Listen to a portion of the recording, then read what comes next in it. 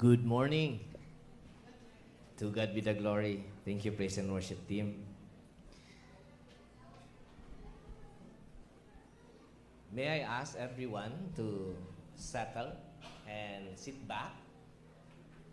We would like to ask everyone to ask the Lord this morning for, again, another wisdom that we may understand and our heart is ready to accept the will of the Lord, because we will going to talk about obedience and honor. So let us ask the Lord. Heavenly Father, this morning, once again, we would like to thank you for giving us a committed praise and worship team, Lord, to lead us to worship you, to utter some songs and words of thanksgiving for how good you are, for all the things you have done throughout the week. And we would like also to thank you in advance, Lord, because we know you are still good in the future. And Father, I pray this morning, once again, we would like to ask your Holy Spirit to speak to us, intervene. Lord, I pray, may you settle our souls and our minds, Lord, that we may accept the word. It is very heavy, yet we know that there is blessing in it. So this morning, I pray, and may your angels also surround this place, that the enemy could not disturb us, nor even question our faith, Lord. So this we ask, this we pray this morning in the name of the Lord Jesus Christ. Amen and amen.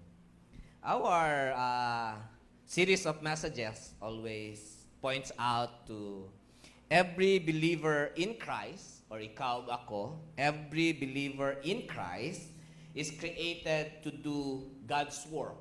And God's work is good works, right? Mahibalaan gyud nimo nga gikan sa Ginoo kay maayo gyud na og nindot jud kaayo na siya. This morning we will going to talk about one of those good works or God's work, no, nga ginahimo sa Ginoo every day o gina-train niya yang mga anak. I entitled the sermon Created to Do or to Created to Honor One Another. When we say honor one another, this is a very, very important characteristic, or not just only a characteristic, mo create from within nga pwede na ito magamit lifetime. So if you have your Bibles with you, please kindly open it with me sa Ephesians chapter 6, verse 1 to 4. In your screen, that is Ephesians chapter 6, 1 to 4. I'll be reading in NIV version. You can follow me in silent. Okay, nano mo? It says here, children, obey your parents in the Lord, for this is right. Honor your father and mother, which is the first commandment, with a promise, so that it may go well with you, and that you may enjoy long life on earth. Father, or parents, do not exasperate your children. Instead, bring them up in the training and instruction of the Lord. Wow. Dindot kaayo nga sermon this morning, kay it talks about honor. Children, obey your parents in the Lord, for this is right. Honor thy father and mother, which is the first commandment, with a promise. But have you noticed, duha ka book command. Panagsarag yun ni mahitabo sa letter ni Paul, nga naay hapit-hapit nga command, pero different day ang meaning. He says, first, in verse 1, he says, children, obey your parents in the Lord, for this is right. Yet another commandment, he read the old covenant that says, honor your father and your mother, or honor your parents, for this is the first commandment that has a promise. So if you're going to look back sa likod, naa mga bata ninyo diha, wala na mo gipa Sunday school, because our target is that they will know this in their early ages pa, or ilahang mga edad. Bata pa sila, matrain na sila daan, o makabalo na dahil sila daan. You know, every time hisgot na bitaw kog obedience and honor, ma-amaze gid ko sa kaayo sa Ginoo how orderly God created everything. I asked this question when I studied this topic. I asked the Lord, Lord, why not ask the grown men or the grown women for obedience and honor? Why have you asked obedience and honor from little children? You see? Because we all know nga kung magsugod na gani sa edad 14 pa doong pasaka na ang edad, diha pa nimo sila i-train about obedience and honor, I'll tell you, you will going to fail. Sa Cebuano pa ng katiguangan nato na sayings, kung tigulang na ang sanga, lisod na bawgon. And you see, Paul is receiving revelation from the Lord. Bisag dili minyo si Paul, but he knows what is right. And he wrote this letter saying, children, you and I, bisag tigulang na mo karon idara na mo, you're still once a children, right? Or a child of your parents. And until today, bisag naa na mo yung mga anak, you're still a children or you're still child sa imong mama kung buhi pa sila or imong papa. Right? Karon mga children gihapon ta, and we still commanded to obey, and not only to obey, but to honor. But this morning, we're going to differentiate what makes it different when we say obey, and what makes it different when we say honor. Duha man kabuk ang gihisgutan. So let's dive for the word. It says, children, obey your parents in the Lord, for this is right. The command, kita nga mga bata, kita nga mga anak, mu-obey daw ta sa atong mga parents in the Lord, which is, ang gusto ipasabot ni Paul, in a Christian setting. You need to obey your parents in the Lord, for this is right. What makes this right? Mayon ka, Pastor, what makes it right when we obey our parents? It says there, God intended this to be. The blessings of protection could only be experienced through obedience. Amen? Kitang mga anak hantod karon, or kung naano tayo mga anak, they can only, or you can only experience true peace and protection if you obey and honor. Diha lang nato madawat ang panalangin sa Ginoo if we practice and we live obedience and honor.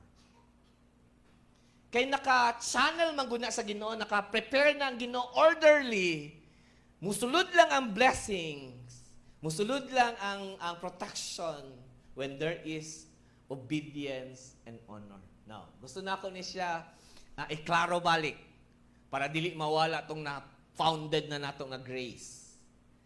It doesn't mean nga mo-work na sa takaron para mas mo-save pa ta. Hello? Pastor, kung dili ko maka-honor, dili ko maka-obey, ma-fail ko, mainusan ba ako salvation? Wala.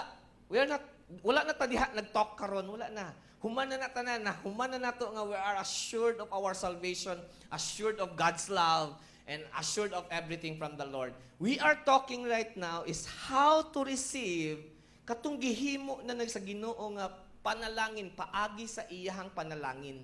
Paunsa ang isa ka Kristohanon or isa ka child mo experience sa protection sa Ginoo o sa blessing sa Ginoo. Diya na tagahisgot karon mga kaigsunan. So if you fail to honor and if you fail to obey, it doesn't mean nga discredit ang imong salvation. Ang ma-discredit lang sa imuha mga kaigsunan, ang gitagana nga panalangin sa Ginoo sa tanang mo obey o sa tanang mo honor. So it could be like this.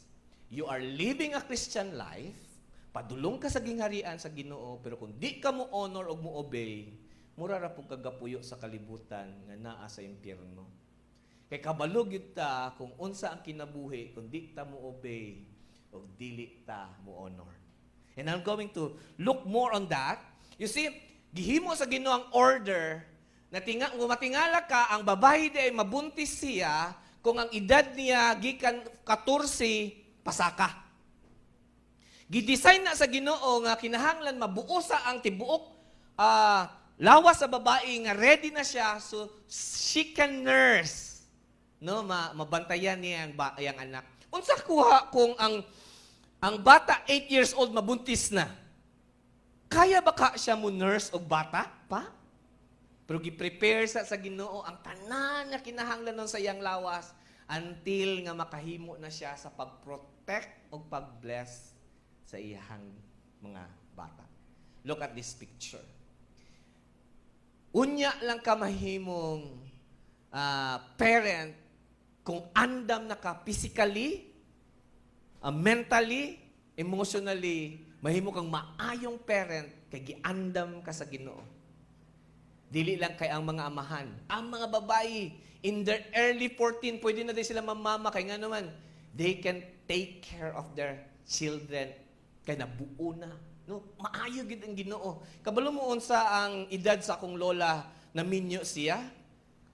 14 years old. Asa to yung mga bata nga 14 years old? Kaya naman ka-raise of 14 years old diha. Kaya yung mga 14. Wala 14? Anak ka bata akong lola, and yet 12 kabuk yung anak, buhi tanan. Tanawa ragud ko paunsa gi-prepare sa Ginoo ang tanang mga babae ug ang tanang mga lalaki to take care and protect their children. Pero you know what? Your parents, children, imong parents o kita nga parents, natay limitation kay dili ta pareho sa Ginoo nga awesome God o unlimited God. Ang atong protection kung ang mga bata duol sa tuwa. Right? Pero kung layo na gani ang mga bata sa tuwa, or kita layo sa mga bata, di na taka-protect sa ila. Now that's why God created something nga bisag layo ka, o layo imong ginikanan, protected lagi hapon ka. Do you know that? Nga nagibuhat ang Ginoo, nga bisag layo pa ang ginikanan o layo ang bata, protected gihapon siya. And that is obedience and honor. Now, naiinindot kayo nga picture, ani. I don't know if you have already heard this. Ang sheep or ang mga karnero, ang research sa ilaha, they are one of those dumbest animals. Buguon sila. Gawas nga bugo sila, ang ilaha bitang sight, ang ilang pananawon, doon ra kaayo. Metro lang kapin, isa lang ka meter, kung mulayo na gani siya sa isa ka meter, kada iyang gisundan nga ikog sa iyang kauban, kung di na niya makitaan after 1 meter, di na siya ka-follow. Di pa siya bright nga mananap, ang iyang sight poor pa jud kaayo. So that's why makita ninyo kung mag-move na gani ang mga sheep, dapat tapat jud sila. Kay duol ra ka ilang vision. Eh kung malayo na sila sa herd, dito na ang mga lion, dito na ang mga fox mo attack sa ilaha. And we are called sheep. Wala po siguro mo yung ginong mga bugo mo. Pero na mo'y gamay, natay gamay nga kinaiya sa mga sheep. See? Ingon siya, na mga panahon nga ang shepherd or ang ginikanan layo sa ilahang mga sheep. Or ang shepherd layo sa iyahang mga sheep or ang ginikanan layo sa iyang mga anak. How can your children still be protected kung layo sila? Ang gihimo sa Ginoo nindot siya kaayo, the word obedience and honor will protect them wherever they are. Kung matrain na ninyo sila bata pa, I'll tell you, mudako sila under the blessings of protection. Here's why. Ingon pa ang John chapter 10, verse 14 to 15. I am the good shepherd. I know my sheep and my sheep know me. Just as the Father knows me and I know the Father, and I lay down my life for the sheep. Paunsa daw nahibalan sa sheep kinsa ang iyahang shepherd o paunsa na hibalan sa shepherd ang iyahang sheep. Kay atong mga panahona na apoy mga silingan na ilang kagalingong sheep nya magdungan sila og tapok malibog na kay pareho ra ba nagcolor tanan og parehog now. But he said in verse 16, he said, "My sheep knows me." Why? because they will to listen to my voice. Dili na kinahanglan mo lihok ang shepherd. Di na kinahanglan magtagsag-tagsa o kuha. Naay tingog ang isa ka shepherd, unique sa tingog sa uban. Na ako'y nailhan diri nga managtiayon, na aslay unique ta tawagay nila. Katong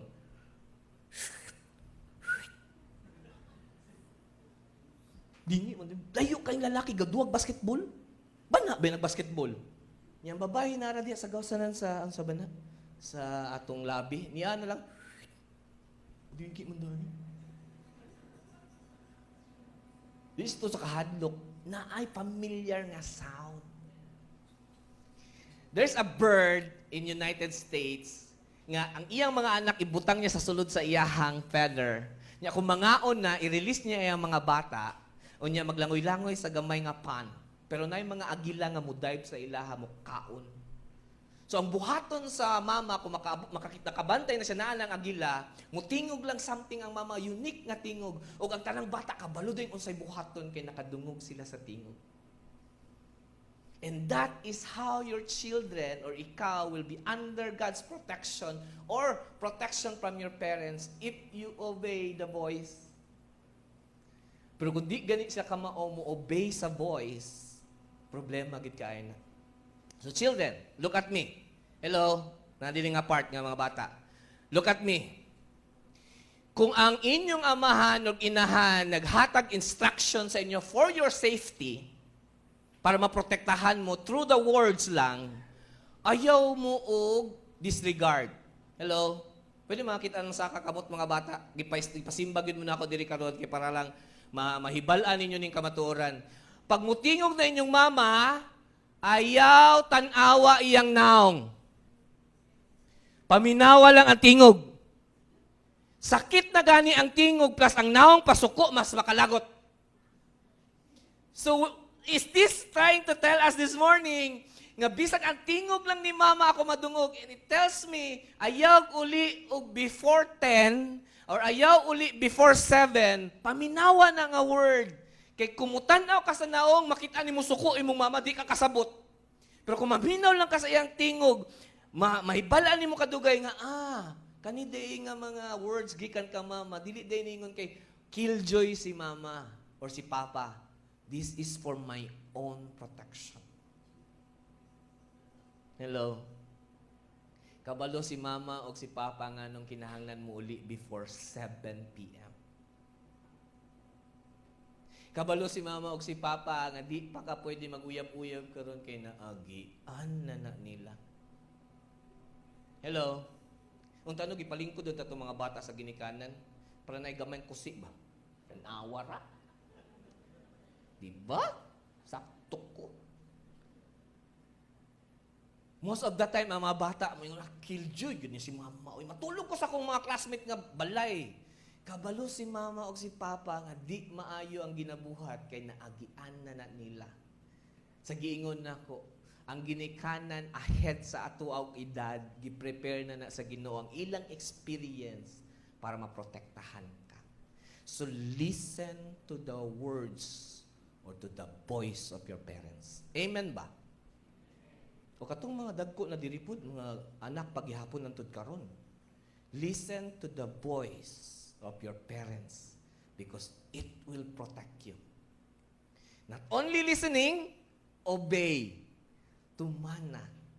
I'll tell you, nindot yun kaayo ang kugmaon sa mga bata nga karon pa lang ga-practice nag-obedience. It tells us, children, obey your parents because they have no other goal in life but just to take care of you. Tinuod ba, parents? Dili mo agree ang mga bata. Tinuod ba mga bata? Walay bata ningon amen or oh yes. Tinuod na, wala joy laing hunahuna ang parents. It's just to protect your other children and to love their children.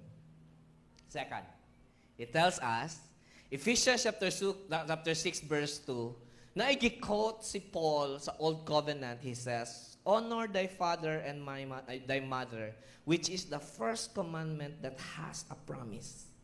What does it means when we say honor and unsay diferensya sa obedience? Kabalo ba mo, you can obey while you are murmuring within your heart. But to honor your parents changes everything. Nga, palit sa og tuyog suka. Ayaw sa ma, kay ka ML ko, undangin na, dili na pwede maundang kay maynusan ko. Diba? Suko kayo. Hoy, makita na nila suko ng mama, ilabay ang cellphone. Mutuman mo palit og tuyo og suka, pero murmur. Palit suka, suka.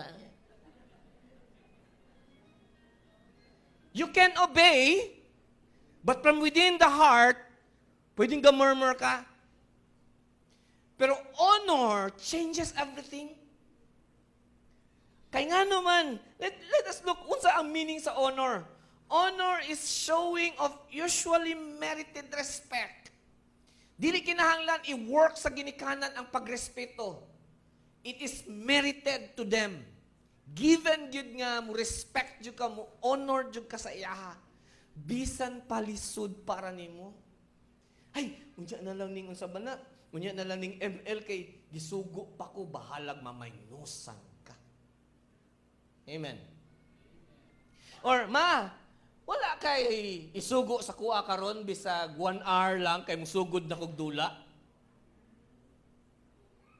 Wala sa anak pero sometimes kahapoy pud ning mga sugo sa ginikanan kay padung na muhigda ang anak ba. Pag ana sa habol, ay anak wa sa to, ay unsa man na, oy padung na taghigda. So communicate. Nak, pwede ba nga dili ka mudula karong orasa kay time to time suguon ta ka? Parents, please communicate. Para dili mag-encounter ang inyong power. Yan na apoy respeto. Pero you know what? Wala gitawag ang honor of obedience sa dagko na. Gitawag siya sa children. Honor and obey your parents. Kay diha ang panalangin sa Ginoo samtang bata pa. So honor. Ano mga bata? Muagi mo pasaka na ginag-plug sa Pilipinas. Pati mga sakyanan muhunong na due to respect. Right? Nabay nagpadagan diri magbayang magiliw, bayang magiliw. Lupang hinirang, bayang magiliw. Kung manganta na ni, di ba mo stop tanan? Butang din ta sa tong heart. Nana din. We respect. Makadungog ta sa ngalan ni Dr. Jose Rizal, we give honor. Pero ta kailangan niya, ta kita. Kita tag Fernando po Jr. na pabika-edad na ako ani Fernando po Jr. So kailangan na pastor. Kanina lang. We honor them. We cry for them. Pero let me ask you a question. Kani ba sila? Nakahatag ba sila pagkaon sa imuha sa panahon nga gigutom ka? Naghilanat ka. Nagpahid-pahid ba sila sa imuha? Para mawala imong kainit? They have nothing to you. But you honor them. But your parents who have hapit na mamatay, gikapoy na, wala na ilahan na bilin, but you still do not honor them? How dare us? Kita nga mga bata, kita nga mga anak, nga mas gi-honor pa nato itong walay gibuhat sa tuwa. You know what? Sometimes or most of the times, ginaingnan ako akong anak. Nak, kabalo ba ka nak?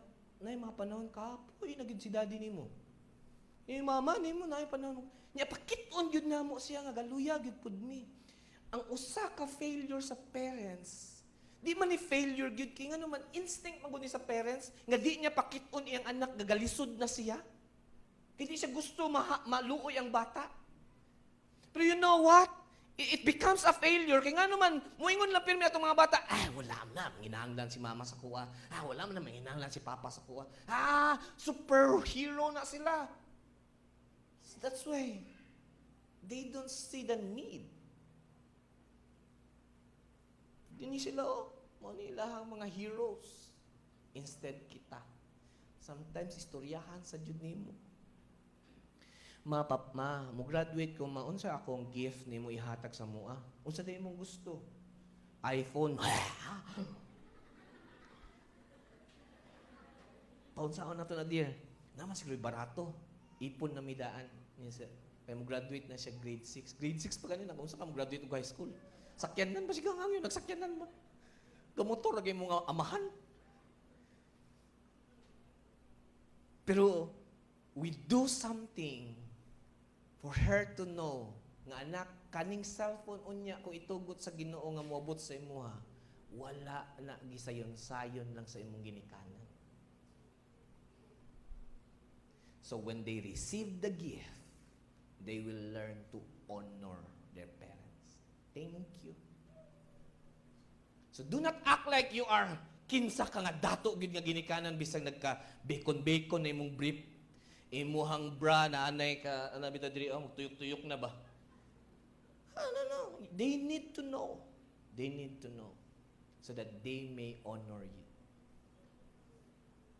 Parents, to understand nga nung kinahanglan sila i-honor mga children, the parents mean one who begets or one who gives birth to, nurtures and raises a child, a relative who plays a role of a guardian. Muna'y parent. So mga bata, muna'y role sa parent ninyo. That's why you need to honor them. Why to honor them? It says the one who begets or one who gives birth. Dili sa yun mga tanawa inyong mama, ipangutan siya, nahiwi ng naong siya mama. Mo lagi na pinaka-best na picture na ko mahatag sa inyo. 9 months! Muna, madungog na ko pirmi sa mga mama. 9 months ta ka gidala. 9 months ko naglisod ni mo. Yan igawas kang liwat ra ka sa imong papa. Karon kay dako na ka. Mo curse na ka sa imong ginikanan. 9 months galisod. Akong anak na yung mga panahon, wala ko mingon ng sunda ko ninyo, ha? Na yung mga panahon, ginapakonsensya na ako akong anak. Pero dili man maayon tayo. Anak, kabalo ka, pila ka gatas, imuha, makahimo na may koral. Sa kadaghan, sa gatas, sa kan. Yan mo, karon mo sukol lang ka na mo curse lang ka. Dili maayo. You honor them for this. Amen, mga bata? Please honor your parents for this. Kabalo ba mo nga, samtang nasa ospital inyong mama, inyong papa, kung kargador siyang tubig, pila ka tubig ang iyang ikarga pa lang makakwarta para ihatag sa inyo, para mapanganak kag sakto. Pila ka ulan o init imong papa ga, habal-habal para lang mabayaran ang imong paggawa sa ospital. Kaya kung kabalo lang nga mangtas ka nga bata, gihatag na ka na mo dito sa ospital. Buhi ang tao ninyo sa naong palang mangtas na. Pero no, ang ginikanan, pagkakita pa lang niya sa bata, bisag hilakon ang bata, ang mama o ang papa, malipayon, willing to sacrifice anything or everything for you. So please do not dishonor them or dishonor us. Kung nakabalo lang mo kung sa'y giagian sa inyong parents.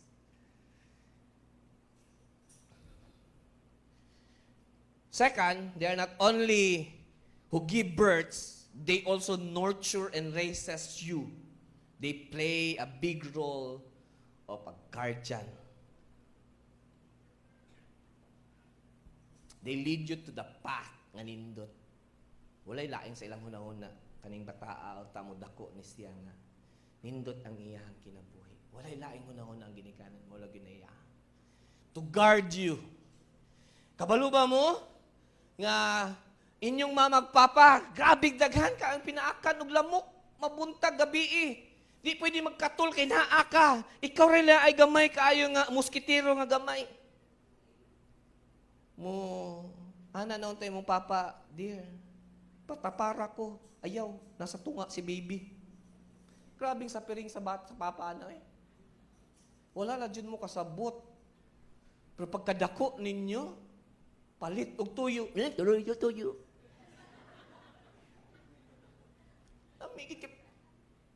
Babaan, no? Pero, dili ni mo mabihat. I'll tell you, honestly, akong bata, Di ba ko mapriso ani? Salamat wala ko sa Amerika, no? Na ay punishment si Sergeant Bunal, tulo ka book. Sinturon gyud ko masayop ay na siya yung mga bad characters nga ipakita. Sabot na nako nadaan sa iya. Akong gihangyo sa akong asawa until 6 years old lang.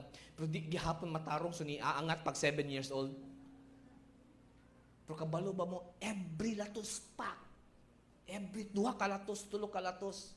Paguman niya hilak, gawas ko, mura kog sikinsang isog. Pero sa CR hilak sad ko nakita na ko akong anak nga hilak. Dili lalim nga mamunal. Pero we did that to protect you. Kaya kung magpadayon ka sa imong kabuang sa bata pa ka, di na mi ka control sa imuha pagdako na ka. So you need to honor your parents for this. Children, honor your parents because they gave everything up for your good future. Amen. Honor thy father and mother, which is the first commandment, with a promise. Wow! Not any promise. What is the promise then? That it may go well with you and that you may enjoy long life. Wow! Ang mga anak di ay nga obedient at the same time, mo honor sa ilang ginikanan, mas mutaas ang kinabuhi ug ang tanang buhaton nimo sa imong kinabuhi mahimong tarong nindot. It will may go well with you and you may enjoy. Naapay word nga enjoy life. Mutaas ako kinabuhi mo enjoy pa jud ko kung mo honor ko mo obey. So pastor kung mo disobey ko, tell me if I'm wrong. Mao niya ang akong understanding. Every curses minus 1 day of your life. Mga bata. Palituyo. Palituyo. Sugo. Mga maldita nga ginikanan. Mga tarong nga ginikanan. Every release of a curse minus 1 day. Ako lang po ng pangtanaw. Kaya kung mo-obey ka, mo long life man. If mo curse ka, could it be maminusan imong life? And you will not enjoy your adulthood. Kaya nga naman, ingon siya na I promise ang mo honor. Nasa'y curse ang dili mo honor. Father, lastly, human ako pang nadaadyo siguro to. Praktisan gito na ako, kapangugat gito ato. I hope nadala to. Pero mga ginikanan na apod tay tahas. Na yung mga ginikanan. Sige, papastor, wali, papastor. Kita. Ay, kabala ka, pakanon ka na mo niya. Sabot-sabot lang ta. Naapod tay job as a parents. And Paul make it clear. He says, Father, do not exasperate your children. Kabalo sa mo yung pinaka-sayon nga si Buano sa exasperate, ayaw pasuka pod ang inyong bata. Ayaw siya dada sa punto nga grabe na pod kasuko niya. Kana bitaw kabalog yun ka, nga gadula na siya dito yung kamanugo. Ano din sa kusina? Ako pagadula. Tad-tad sa mga isda. Pag-ana na, 5 seconds, bottle, ML, nagduwa na, nasulod na ganyan, ay, sagsuka dito. Makasuko po na sa mga bata. Kadugayan, mas na gini pagkamangtas ang gini ka na. Second, by not trusting them to understand our point of view in life. Sas bata pa mga kasabot sa kinabuhi. Ayaw sila ingnanak. You know what? Inyong mga anak, grade 6 pa lang, kamaon na mo solve of math problem na di ta ka-solve. Nya, point of view in life lang, ayaw kami no sa inyong mga bata. They can understand science more than we do. Kabalo siya nga nung tagalutaw ron. Nya, point of view lang sa life, ayaw belittle imong mga bata. They can understand life kung kamaora po kamo explain. Amen. Ginikanan. Kamo na sad. Oh, maanap ng mga bata. Sige, pastor. Sige po, pastor. Kabala ka, pastor. Sabi, bahala ni mo niya. Magtigom yung mga youth. Birahin ang gingan. Thirdly, by not trusting them that they can handle some issues and problems at their level. Ayaw gyud, kaila gyud ko nimo. Karon kay high school na ka, ayaw gyud ko pakiting nga nag-uyab-uyab ka. Wa man ko ga-uyab-uyab, ma-crush raman to nako. Ay, kabalo ko nimo. Kay ang imong dugo mga igat gyud. Ha?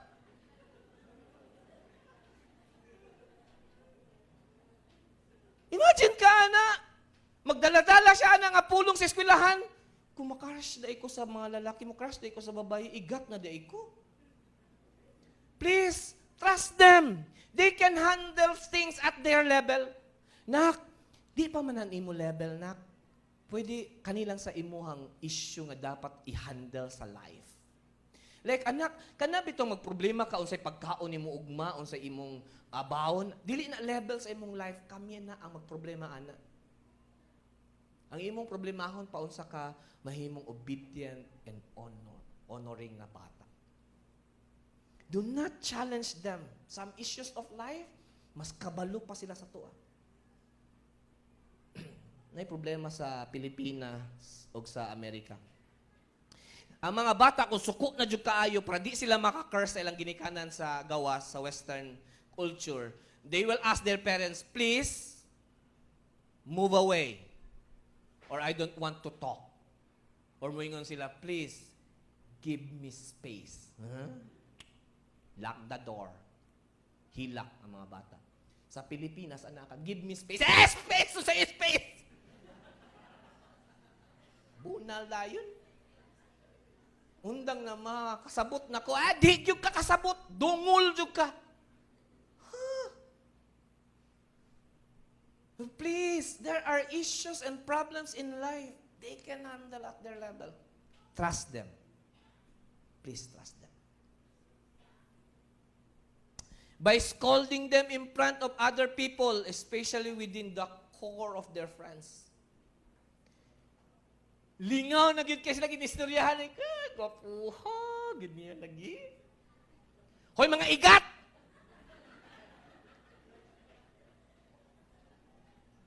Ayaw in town. Huy, ikaw, uyab-uyab na ko pag ikaw patulik. Yan nasa mga friends. Peace. I'll tell you, naigibuli karon nga babae, bata, naghikog. I don't think nga gikan lang to sa bully sa eskwelahan. Basig na po sa hindi po ko mo judge. Pasaylo ako, naraba ko sa kanila. Takabaw. Dili na siguro sa eskwelahan ang bully oy. Naapa na lain, basig gani. Wala ko mo judge dito ha nga wala ko ga-judge ato pamilya. Basig ba sa lain nga nagsugod ang bullying sa sulod sa balay pa lang. And how can they handle bullying sa gawas sa sunod mga dili nila kaya? Daghan magpakamatay nga bata tungod lang kay wala ta mo trust sa ila. Do not exasperate your children. Amen. Our punishment, our rebuke to them shows how we love them. Amen? Natong pagbunan, natong pagtambag, not to the point to exasperate them. Guide them in the Lord.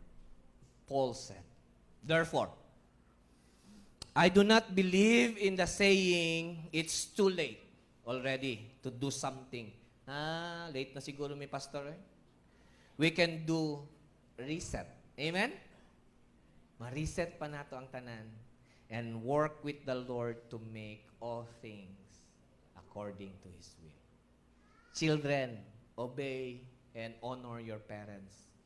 Parents, do not exasperate your children. Let me pray for you. Father, this morning, we would like to thank you for taking care of all this time sa among pagpaminaw sa imong pulong. It is not our intention, Lord, to guilt trip or to hurt our feelings. But Lord, we would like to come up with a way of living according to the path that you have already set before us. We would like to walk according to the order that you have designed and wired us for. Let our children, Lord, honor and obey us. Lord, give us self-control to give trust, to give credits, to give love to our children. Father, I pray, bless the parents and bless the children of NCF. In Jesus' name.